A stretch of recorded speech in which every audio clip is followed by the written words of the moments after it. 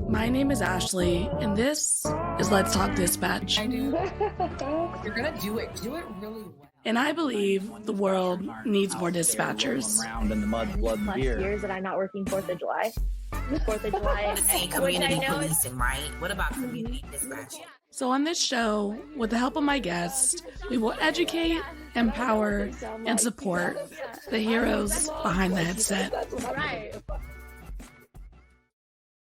Hello, everybody. Welcome back to another episode of Let's Talk Dispatch. It is super hot. I'm in the Bay Area, and even here, like right on the coast, it's heating up. So I am extremely happy, though I miss my old department, to not be in the Sacramento 105, 13 plus heat. And there was a saying we had out there, you know, sun's out, guns out. People are getting overheated. They're extra stressed, and the calls for service go up. And on today's episode of Let's Talk Dispatch, I'm bringing on a former dispatcher who literally went through the fire with me, my academy mate, and for sure, shit magnet, Maylani. Oh yeah, shit magnet for sure. I was gonna say that, but I wasn't gonna be appropriate. Oh yeah, no. Like the ultimate Pooh Magnet was you. I think every time that like about to leave shift or like it was chill, the phone would ring and you'd hear Maylani say some like out of pocket something like, "Where's the knife?" Gun down, or Yeah, like I need you to listen and put the gun down. And it's like everyone would sit up like, oh, we're about to get more calls, whatever Maylani's working. oh really? Oh my gosh. So yeah, so just introduce yourself. Tell me a little about yourself. Not me, because I know you, but tell the people a little bit about yourself.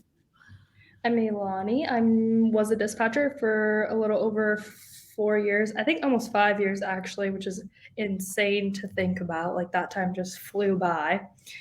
I'm no longer a dispatcher. I really do miss it a lot. Like I've thought about applying to agencies out here, and I'm just like, I think I don't want to work nights ever again.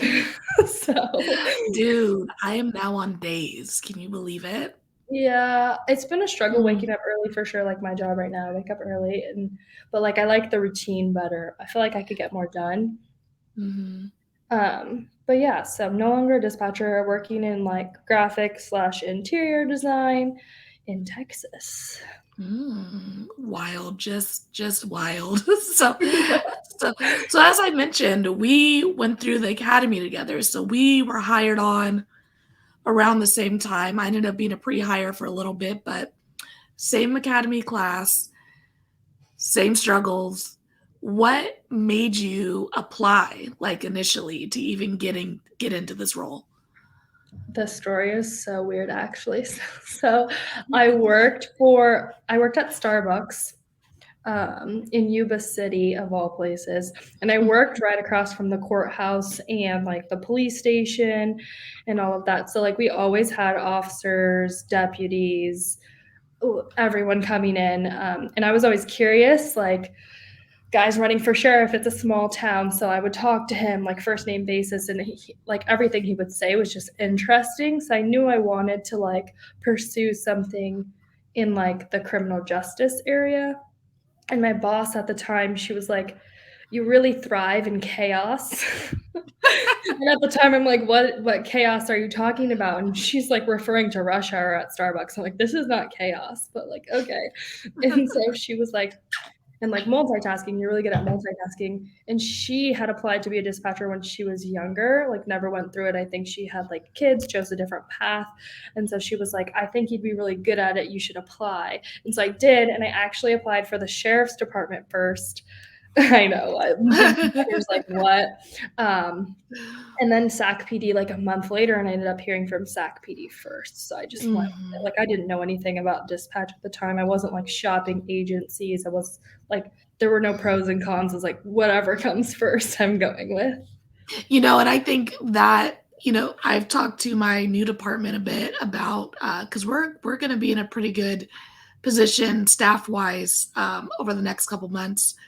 And at SAC PD, I feel like during our time there, it was fully staffed for the most part. I mean, we were over hiring, and there wasn't a lot of forced time, and not that they've never experienced that, but I think during our little slot, being at that agency, they had a really good system. And I think like why I was a pre-hire is like they were on it, like wanting to get people in the door, wanting to get people into academy. And I think it really mattered with getting our academy class and let alone others after that. Yeah. And like prior to me leaving, I think our academy too was like one of the academies where most of us like worked there for the longest time. Like a lot of other academies had people like come out of hot week and be like, I can't do this, or so. Yeah, I think whatever year we were. Yeah, right. Something. But I think we had 5, 6 folks in our academy. Yeah, it was 1, 2, 3, 5, and then a lateral.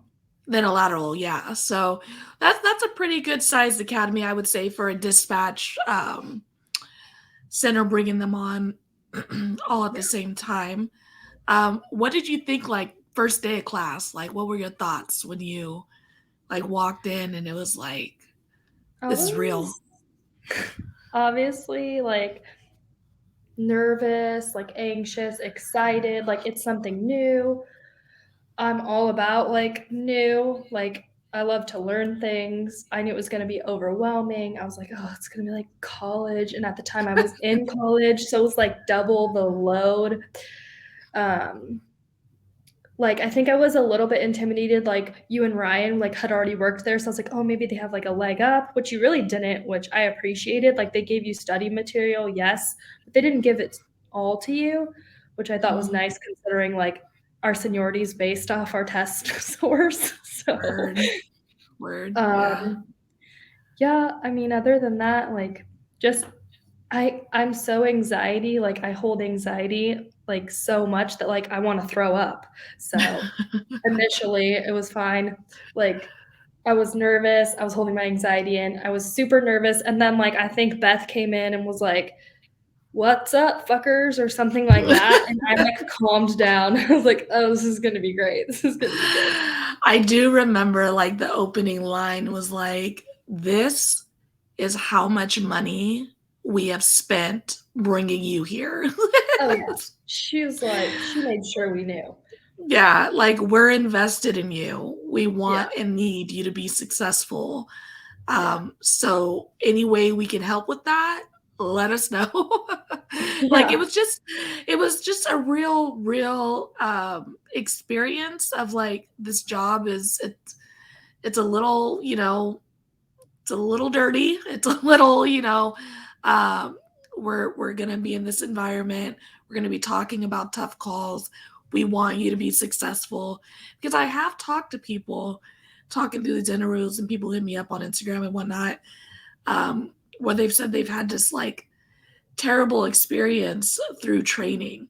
And me personally, and I know we went off to individual trainers and things like that after our academy, but at least the initial portion, I had such a wonderful experience, like with that department, going through that academy with you guys, which I think kind of held our group together, Like I think if I would have gone through with anybody else, like seeing new academies come in and seeing academies before me, I don't think I would have done as well.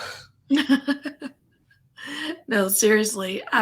We had such a good group, and I think for the most part, our entire academy is still in dispatching, except maybe one person. And I think those are good numbers. Those are really good numbers.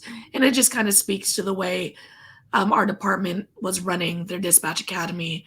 And it was creating such success. Going into floor training, which that's a whole different beast, right? It's going into the Nothing floor can train you for that. I don't care what they say. I do remember like us always being like, well, starting the day like test Fridays or whatever, and being like, hope at the end of the day that we're still Right. employed. It I is don't. what it is. Like, we were just so tired. Just like, and then after, like, what'd you get? What'd you get? Yeah, what'd you get? Hey, what'd you get wrong? Oh, that was the answer. Or like we'd turn it in and be like, oh my God, that was the wrong answer. And you just like, all I need is 80. All I need is 80. Yeah. Oh my gosh, so funny. So I got through life. All I need is 80. Actually, all I need is 75. So do you remember what it was like in the beginning, like when you hit the floor, and you were kind of getting those first couple calls? Do you kind of remember what that experience was like for you? Yes, it was terrifying and exciting all at once. Again, anxiety, major anxiety. Um, my experience on phones, it was called Hot Week for us, right? Where we like got 2 weeks in academy. Okay, yeah. So Hot Week for me was it was okay. Like my trainer, I'm not gonna say her name, but she was awesome. Like she was super like people would say mean, strict, whatever, but like I needed that. Like because I was in a position where like I was questioning so many things that I already knew. And she was like, she wouldn't answer me because she knew I knew it. And so I'm really thankful for that. I was on swing shift during Hot Week, so like that's crime right there. That's like crime hours. So again, the exposure for me during that time was really good. Like it helped me a lot. I wasn't like dealing with like people calling to ask the police questions. I was like getting hot calls and like getting them in. So, but again, a lot of anxiety for sure. Again, no amount of training. Like, yes, you learn the type codes, you learn like what you're supposed to do, but like, I don't think any amount of training can prepare you for like someone in sheer panic, like how to control them or like how to feel. Cause like, you don't really know how you're going to feel when that happens. Some people like deal with that internally and like shut down. But I think I did okay. I'm very good at like to me, this is gonna sound like I always tell everybody this sounds way worse than it is in my head, but like it's way easier taking it on the phone. Like I don't have to see it. I don't really have to follow through if I don't want to, and I don't really have time to think about it because 911 is just gonna drop in my ear next. And I don't really have time to be like, man, what I just heard on the phone was awful. Because like I got to take care of the next person. So I like appreciate that in a sense. It's so true, especially at a larger, bigger agency where there is a lot of high priority, hot calls, high crime. I mean, like we were taking a lot of shootings, physical violence, domestic violence, robberies, any pursuits, guns, burglaries. A lot of those type of calls were coming in consistently. And if I had just taken one, it was quite possible that you were taking another one on the north end of the city. Or You know what I same mean? incident, Or like yeah, multiple people calling in on the same big incident. And when talking about anxiety, because I think like we need to acknowledge, especially folks who are wanting to get into this line of work, that having the anxiety, it's not a bad thing. It's not like, oh my God, you have anxiety, you can't do this job. That's not it at all. But it's how do you manage your anxiety through this line of work? Did you figure out any like things that helped you better manage that as you progress through this career? Talking it out loud. I know it's annoying to the person I'm sitting next to. Like they probably think I'm talking to them. I'm such a talker, like especially when I got on the radio side, like it could be like they'll say one running and I would be like I would literally scream and be like, let's go. Like you just have to like let it out. Like because in the beginning when I was in training, I could feel myself like literally like, oh my gosh. And then like I was just like feeling sick, like but and then after Hot Weeks too, like when we were in training after academy, it was like intimidating in a sense because there's a lot of OG dispatchers that aren't quick to open up, which makes like new people feel tense. And we shouldn't feel that way because honestly, like a lot of them are stuck in their ways and we're freshly trained on new like policies and like what's going on. So it's intimidating, but like we just have to know like we were trained on this and we were trained on the most up-to-date things. So like we essentially know what we're doing, or else we wouldn't have gone through academy and passed. That's true. That is so true. There is definitely, especially with the bigger agencies, I mean, even the smaller ones too, folks who've been doing it this way for X amount of time.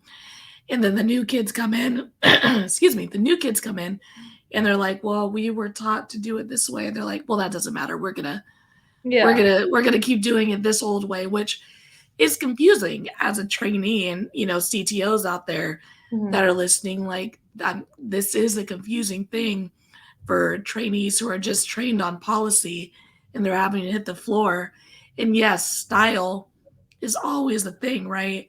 But if we're being told the policy change is this, we should be doing the policy change, style versus policy all the time. Now, trainees, if your trainer is telling you to do something a certain way, you do it. You do it that way when you're in it, and then you figure it out and you talk about it later. But or you argue. I'm kidding. Or you argue about it, right? But you know, we have to be comfortable talking to our trainees, to our trainers, and trainees should be put in positions where they can feel heard. And the trainers need to know, like, it's not personal. I'm trying to soak up all the information that I can, and I'm trying to do it right. And if your way is different than the policy, like I'm gonna ask some questions and I'm gonna try to figure it out. But we definitely should always be following back on policy. It's just a CYA thing at the end of the day. Yeah. You know, if the department has put a new policy in place that isn't what it used to be and the dispatchers are doing the old policy, we're just opening ourselves up as dispatchers for liability. Yeah. You know, so we just need to continue to follow policy, even during training, especially during training. Well, yeah, and then you also sometimes when you're not on the same page as someone in your dispatch center, like a citizen will remember that and be like, well, last time it was like this. And I can't tell you how frustrating that is, like when you're doing it right, but somebody did them a favor and like now you have to do it again. Yeah, and it just sets the standard that not everybody gets, and we need to avoid that as much as we can, for sure. Do you remember your first call for service? Okay, so I remember my first call in each section of like training, okay? But my very first call, and I hate all my academy mates for this because we were learning our phone system. No, listen. We were doing our phone system and we were supposed to just be learning our phone system, like going through like how to dial, whatever. And I was the last one to go on this training. And so they were keeping me out of the loop all day. And so I go out to the actual like dispatch floor because that's the only way to really see like the phone screen. And our trainer's like showing me the phone screen. I'm like, oh, okay, cool. Like, yeah. And then she goes, okay, are you ready to answer the phone? And I'm like, you're so funny. Like, no, we're not answering the phone. And I literally like turned bright red. I got really hot. And she was like, no, really, we're going to answer the phone. Okay. And so I did. And like my very first call was a non-emergency call. So I was really thankful for that. And like, mind you, I'm supposed to be parroting everything that my trainer is saying in my ear. And I'm not listening to her. Like, it was a mom calling about like in schools, they sometimes send your kids home with like paper you can fill out for like if they go missing, like this is a picture of my kid, this is whatever.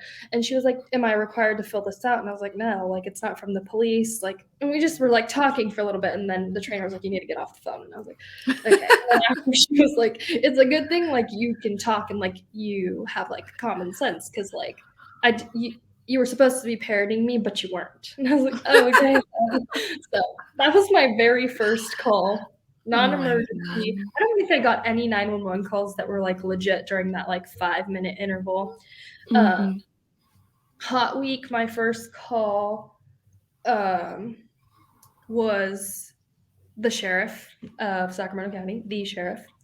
Really? Mhm. The guy? Like, Yeah. oh my God. That's hilarious. He was calling, unfortunately, to let us know that they were starting the procession for Deputy Stas. Mhm. So Mhm. that was my very first call on Hot Week. That did, I forgot that did happen during During- our academy. Mhm. Yeah, because we had a few unfortunate officer involved stuff happen during our time out there. Mhm. And I forgot that was really early in Mhm. our time. Yeah, at we that, weren't even out of academy. And yeah, then no. my first like call on training out of academy, Mm. I don't remember. I might have been. I don't remember why I was on graveyard because I remember being on day shift out of academy. Like I was with a trainer who was on day shift, but for some reason I was like on night shift or the night shift trainer was with me. But I do remember it being nighttime and it was a shooting call. Very first call, shooting call. And like I was preparing myself mentally for those kinds of things, but like the second the lady was like, my husband was shot, I looked at my trainer, she looked at me and she goes, I was like, but the lady was very calm, surprisingly, considering her husband was shot. And so Mhm.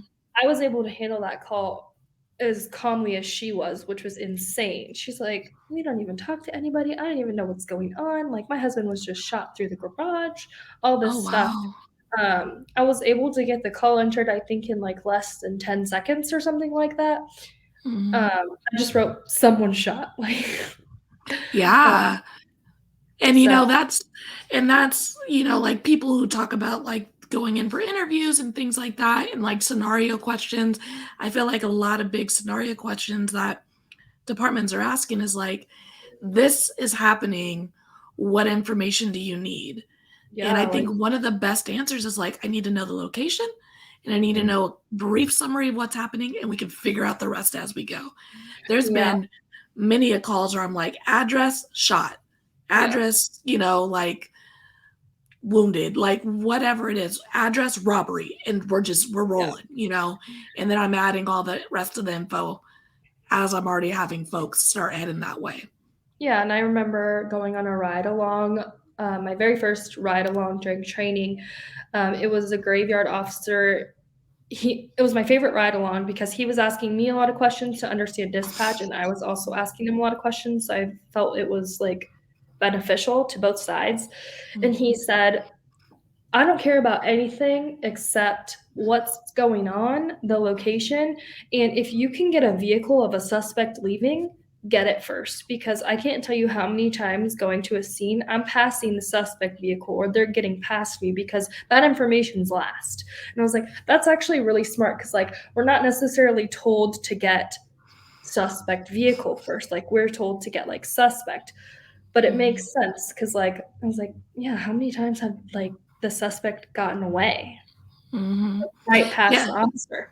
Yeah. What are they leaving? Do they leave on foot or vehicle? Okay. What's the Yeah, vehicle, right? exactly. If they're in a vehicle, not that their body description doesn't matter, but we're looking for the car Yeah, before we're looking for the person, exactly. so no, it's super true. I mean, especially with like the high priority calls and just being able to manage and your trainer like, okay, now it's time to do what we've been practicing. Like it's so Yeah, true because you kind of like when you're new, you're just not used to hearing that type of trauma. And I think now when I hear stuff like that, I'm just kind of like, it activates, right? It's like, oh, yeah, I've been here before. Whereas when you're new, you're like, oh my God, this is the most insane thing ever. And now it's like, oh, that's really yeah, not that crazy. Like it's unfortunate, but it's just the reality for sure. yeah.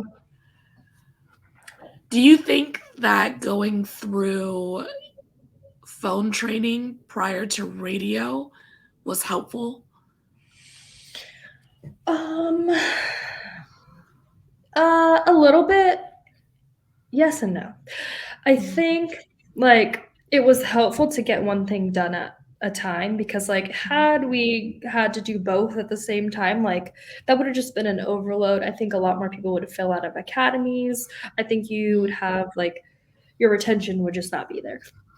I think it's helpful to start at phones first because like you need to get familiar with reading calls, asking certain questions.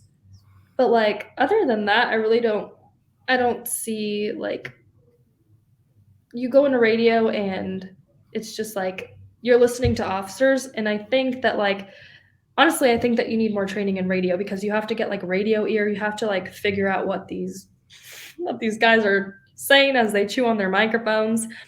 I think you have to honestly type a lot faster. Yeah, I think that they're different. I don't think that one like there are agencies where you do one or the other. So I don't think That's that true. you need to do phones training to go into radio or vice versa. Yeah, no, that is true. And that's another thing people can look at when they're considering departments, right? Is like, do you want to work at a department that's dual trained, where you're Yeah. doing a portion of your shift in phones and a portion of your shift in radio? Or do you want to just be a phones or be a radio person? And there are, I mean, I think one of our biggest like 415 debates and dispatch is like folks wanting more radio time. And it's like, And I think that we were like I think after our academy it changed. Like I think that like we went through so much radio that like some of us were like, take it, I don't want radio. dude, after I completed radio I training, didn't want was like, radio. I don't want to look at her status screen. I don't want Yeah. to talk to an officer. I was Yeah. so freaking over it. Like 12 hours of radio, parroting high priority calls, like 24/7. It's like it's just so draining, but you need it, Yeah. right? You need that repetition. You need Yeah. that time. You need that exposure. I hated motor cops. Like Yeah. it was But also I think that like officers and sergeants in certain areas can make a channel like undesirable. Like that's the reason I would not want to work sometimes radios because I would get stuck with a certain channel or a certain area of Sacramento. And I'm like, no, those officers are not kind. Like I'm literally just doing my job. Like, sorry, I have to monitor your sandbox and make sure that you're sharing your toys. Like I like yeah. It's so true because there is a certain level of like drama, right, between dispatch and patrol. Like Yeah. they don't understand us. Well, they don't understand us. But at the end of the day, we're all just trying to do our job. And it is true. Like it goes a long way. And it's us in dispatch too. Like we can be petty, to create, good relationships and good boundaries with our patrol and our dispatch. And one thing I can say, now that I'm in a smaller agency, it's super weird. And when I say smaller, I'm saying smaller in the sense that I know all of my officers, I'm building I'm building relationship, especially now that I'm on day shift. I build relationships with all these folks where in Sacramento, I don't know these folks. Like, I don't know you. It's such a big agency. I know your identifier. I know the sound of your voice if it's an area that I'm working a lot. And I know your work ethic. Like, I know if you're someone who is going to the call, regardless if it's paper, who jumps on the call to help with high priority, who makes my life easier. Like, that's how I had a relationship with my officers there. Whereas here, I'm like, oh, I actually know these people. I've had communications with them. We have rapport. We have personal relationships. And that can be challenging in itself because now I get a high priority call. And now I'm like a little more like about, the people who are out there because I know them, Yeah. Whereas in SAC, it was like, I was like, oh, people are shooting guns in there. You go, you go, you go, you go. All right. Yeah. I met my quota. I know I hit all my policies. Everyone's going who needs to go. We checked for air. We checked for canine. Everyone's going. Cool, done. Yeah. Yeah, and that was it. But now that I have like this, personal understanding of who these guys actually are, like it weighs a little different, right? Yeah. Uh, That's why in a sense I'm like kind of thankful that I didn't have the opportunity to meet everybody at SAC PD, because I don't want to like dispatch my friend to something like that, But then at the same time, like it would have been nice to at least put a face to like an identifier, or like, and I feel like a lot of times when people see you in person and kind of like get to know your personality, things come off different, like when you send the messages or over the air. Maybe not for me, because apparently I just sound so unenthused and disinterested on the air, whatever. Oh my gosh. Well, I just sound raspy, so they don't know if I'm They think sick, you're went to sick. a concert. Dude, I remember when I first started, the fire department would call and be like, I remember they called and Daniel answered the phone and he turned around. He was like, yeah, they wanted me to tell you feel better. You're like, thank you. I feel like I get a lot more blessings and a lot of more feel betters, and Yeah. I don't get yelled at as much because they're like, oh, she's working and she's sick. Yeah. And it's like, no, just raspy, Lucky. just raspy. Yeah. Gosh, what advice would you give someone who's considering joining this wonderful career of dispatching? I thought about this question and I'm like, what advice did I get? And I'm like, I don't think I got any advice. They said you're full of chaos. Go work as a dispatcher. You're like, don't do it. I think that you just really have to think about if you want to do it before you do it, because like it was instilled in us, it does cost a lot of money to run a background check. It does take a long time, and you could be taking up a spot of someone who's really interested. You really have to think about how you compartmentalize things and how you deal with your emotions. And like if you're a fighter or if you're going to like run from something. And I didn't think that made sense at first, because like, oh, I'm on the phone. Like, what do you mean fight or flight? But like if you're afraid of something happening and like that situation happens on the phone, you're going to shut down. So you just really have to think about like every aspect of it. Like, am I going to get put on graveyard? How's that going to affect my family? What's it going to do to my mental and physical health? Because it does do a lot, like especially if you're on graveyard and like you're not getting the sun every day. Or if you're on graveyard and you have kids and you need to wake up and like not get sleep and you have to go take care of them. Like there's a lot to take into account when you go into dispatch, because you're not guaranteed anything, especially at first. Like it takes a long time for you to get seniority and for you to like establish like a routine, if you even stick around that long. So Yeah, I definitely think about everything. Yeah, definitely considering how all of this affects your home life, how your circle of support, how they're gonna support you through it. Because I remember when I was going through academy,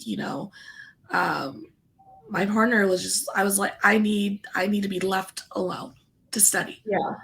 For sure.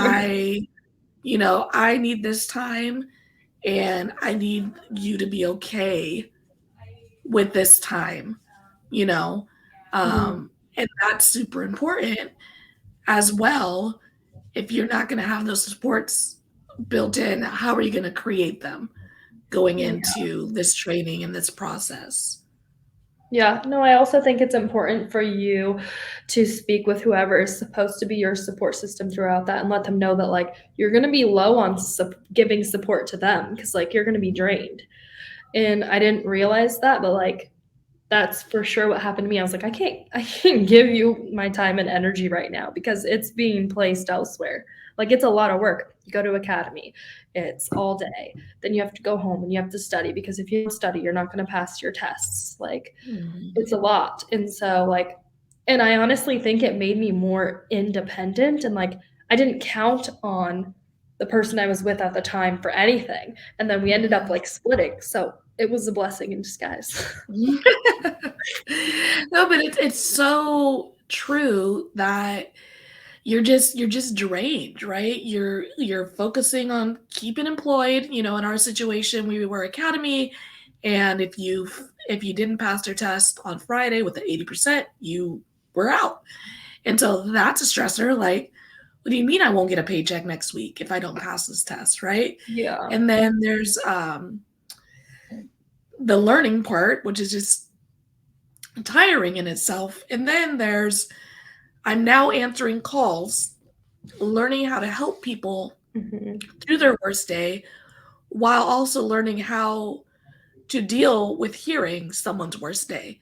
Yeah. So that in itself, it's like, yeah, if I come home and I just heard, I remember one of these early calls that I had during training. This lady was beat up by her partner, and he beat her with a belt, but like a big brass end of a buckle thing. And there was someone else there with her, and she was just, as I imagine it, what it was being described to me, kind of like on a toilet, like wobbling and bleeding from the face. And I come home from hearing that, having that picture in my head, like, that's 5 years ago. I still remember that call. I can still hear it. It was nighttime. I still get all those little things with it. And I come home, and then you're complaining about, I don't know, the dish is not being folded, just like. It puts things in perspective, makes you appreciate things. And not that things that are bothering my partner are not important. Like, we just need to be aware that what I'm going through, especially during training, and we need to be responsible for how we deal with that as well, so it doesn't impact our partners, right? Yeah. So we had a rule when, unless I want to talk about it, let's not talk about it. It's at first, I would get home and be like, oh, what calls did you get today? I'm like, why would you ask that? That's true. So that was the rule. If I don't want to talk about it, or if I don't start talking about it, we're not talking about it. Oh, I think that's a great rule. Like, if I don't bring up my calls and my day at work, let's just leave it at that. Let's just say it was all sunshine and rainbows, Totally. How do you feel that the job has changed you? Ooh. So I was really bad at this before dispatch, but I got even worse at it being a dispatcher. I'm quick to cut people off if the conversation isn't going the way I want it to, or you're not answering me the question that I asked. So I have since worked on that, and I have gotten a lot better, but that's a real thing. And I would notice that at the comm center too, with some other people I talk to, if they're not interested in what I'm saying, done, they're asking the next question, or they're going to turn to talk to somebody else.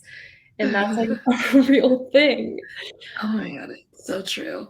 And for those who are like, what is she talking? It's like, when you're a dispatcher, you are trained to get the info, the important information, as quickly as possible and in an orderly fashion. So when you're having conversations with folks and they're not giving you information in that kind of style, or it's super drawn out, and it's like, and then the sun rose above the mountaintop, and that is when I fell, and you're just like, let's get, you fell, why, what, and it's a real thing for dispatchers. I think maybe anyone in the first responder field, because sometimes I can literally feel it in my chest, you gotta, and I can I'm literally telling myself okay, it's okay, they're telling you a story, and sometimes we don't have time for that, right? We're engaging. We're spending time, and I'm having this conversation in my head with myself to hype. So I hype up the person I'm talking to, because I want to hear your story. I do, but I'm damaged a bit. I need you to tell your story a little quicker. No, and also I'm not so naive to the crime that happens every day. Like I think before dispatch, like I lived in Sacramento since I was 9. And I never knew like what was happening right under my nose, right? And then go work for the city and everything's popping off and like you know what areas like to stay away from. Like I'm not naive to that anymore. I'm also more aware of my surroundings. Um if I'm uncomfortable in a situation, I'm quick to memorize what a person looks like, what they're wearing, what they drive, all this stuff. Because I never want to be a caller. Like, if I have to call the police, I never want to be a person that has no information because I know how frustrating that is. And like, I'd always think, like, what is the point? Why did you call 911? Like, was it just like your checklist of being a good Samaritan? Like, did you feel better? Like, you provided me zero information that's going to help in this investigation if that's what it becomes. So I never want to be that person. And I also just think that like if something were to happen to me, like it'll be helpful for me to memorize all that stuff. So like I'll quiz my fiance. I'll be like, "Did you see what that guy was wearing?" And he'll be like, and so now he knows. He's like he scopes people out. Oh my gosh, ridiculous! It's like, Maylani, ain't no one taking you. I remember one of our CTOs saying, "I quiz my daughter. I will be like, I'll go down a random street and be like, where are we? Get me home." Or what was that person wearing? I think that's such a good thing to teach kids or people in general. Yeah, no, it really is because I'm still terrible with geography. I mean, I can read a map, and it's better now that I'm back in the Bay, like where I'm from. Like Yeah. so I've been running around these streets all my life, so it's a little easier. But Yeah. just being able to like walk out to a street and know if it's traveling east or west or north or south, like in it, that's tough still for me. Like I'm still like, oh, I don't know, like give me a landmark, dispatcher, because that's how I can operate, like going towards the freeway or going away from the freeway. Yeah, that's what I'm saying too. I think more people are like that. So yeah, definitely. So Maylani, you are no longer a dispatcher. I know. What has life after dispatch been like for you? Because I think it's important for folks who have done it for 5, 10, 15, 25 years to know like you can bow out and it still be a wonderful thing. Yeah. Life has been good. It's definitely a slower pace, which like took some adjusting. I like when I worked dispatch, I also coached like a dance team. I also was in school. Like I never stopped. And so that like slowed down for me after dispatch, which I really enjoyed, but I also didn't know what to like do with myself initially. I was like, I need to be doing something. Dispatch definitely opens like a lot of doors for jobs. Like literally you could apply to like any job. They're like, oh my gosh, she can de-escalate, she can multitask. Like it's wild what it will do for you.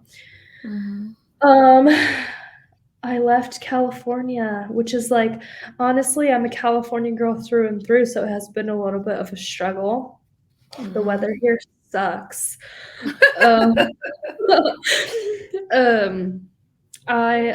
super close to my family, so that's been like an adjustment too. Other than that, it's nice. It's like I'm enjoying things more. I'm getting to do more things. Yeah. Because I was like, oh my gosh, I'm going to go back to working 5 days a week. I don't have time for anything. But like most people in my life work 5 days a week, Monday through Friday. So like I get to spend more time with them, or like I'm on the same schedule. Yeah, I'm getting more sleep. I've noticed that like my mental and physical health is a lot better. When I left dispatch, that was like really rough. So that took a little while to get like back into things. But I miss dispatching still sometimes. And I think I miss some of the people we work with for sure. I just miss like I mean, you miss me. chaos. I know you miss I me. do. I just thrive in chaos, and like I think like I'm a chaos coordinator. Like what can I say? That's so Dispatching, coaching teaching them how to dance, like just everything I've ever done is just chaotic and wild. Maylani, the chaotic dispatcher. I think that might be the title of this episode. I Oh think that gosh. might be it. Well, thank you so much for jumping on with me, Maylani. I mean, we went through it.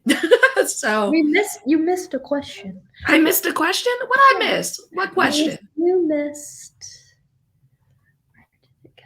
What responsibilities did you have as a dispatcher?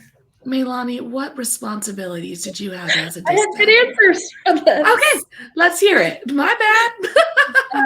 So like the basic responsibilities obviously are like answering the phone, non-emergency, emergency, depending on like what your agency does. The agency we worked for, you would have like respond to emails for citizens. We had text to 911, which was like a blessing and a curse. No, really. So true. Dispatching Still. units, those are like your basic responsibilities, but then like you have like the responsibility of like remaining calm and like being a voice of reason. Like you play so many different roles as a dispatcher. So like that's a responsibility. You have to stay on top of where your units are. I remember I had a CTO that was like, cover my status screen and be like, where are your units? And I'm like, oh my God, I don't know.